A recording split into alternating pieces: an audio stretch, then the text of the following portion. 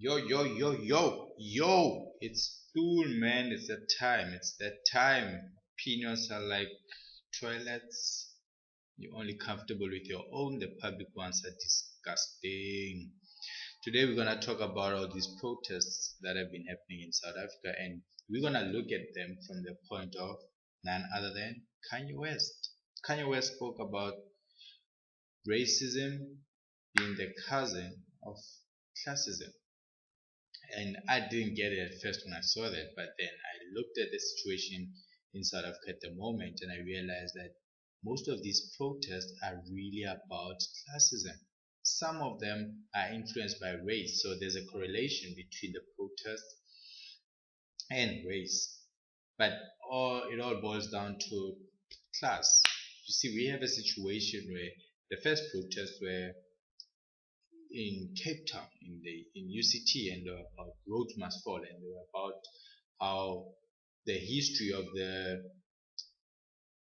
of the institution is still there even up today, and that's why they wanted more black lecturers. It was about transformation. The ones at VETS, they were about financial exclusion that is caused by all these institutions like your VETS, where they had the slogan hashtag fees must fall, and it was based on the fact that the university wanted to increase the number, to increase like fees by 10%, which was like really a major situation because it was going to exclude a lot of students.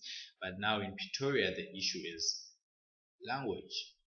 13% of Afrikaners are going to UP, University of Pretoria, and they feel like the main language should still be Afrikaans. A lot of people disagree with that, but we understand when it comes to language, people are quite sensitive.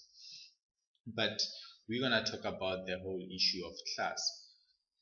Are all these protests about class or race?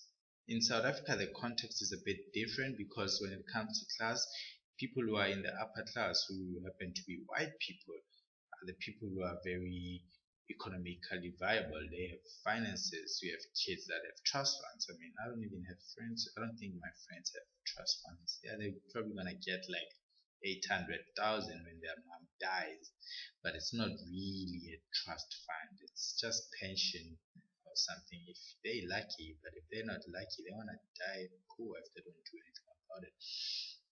But looking back at the situation, I think we need to be able to separate classism and racism. And the reason I talk about that is that we have this bad habit of saying, oh no, all white people are bad.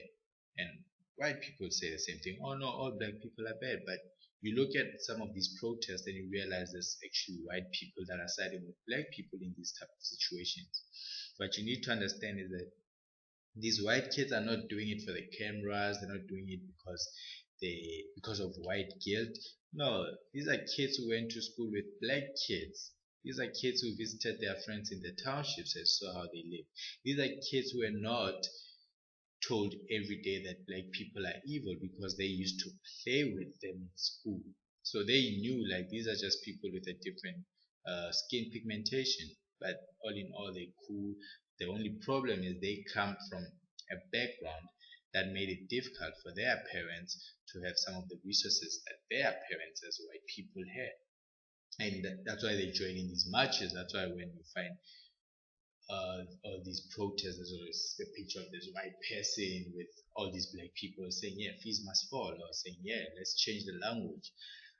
At the end of the day, changing the language to English is very good. There's people who feel like, oh no, we should focus on our own languages, but then which one are we gonna choose? Are we gonna choose Xhosa? Are we gonna choose Zulu? I don't know. I just think English is best for everyone. The Afrikaner said UP must come the fuck down and just understand that look, these things happen. You cannot have your language. I mean, I would be more than happy to be taught in Sotho, or everything to be in Sotho, the roads, the maps, Facebook to be in Sotho, but nobody wants to talk Sotho. They prefer speaking in English, that way everybody understands each other. With that said, I really just want us to make sure that we understand that some of these situations a result of classism and not racism. School, it is what it is. Peace.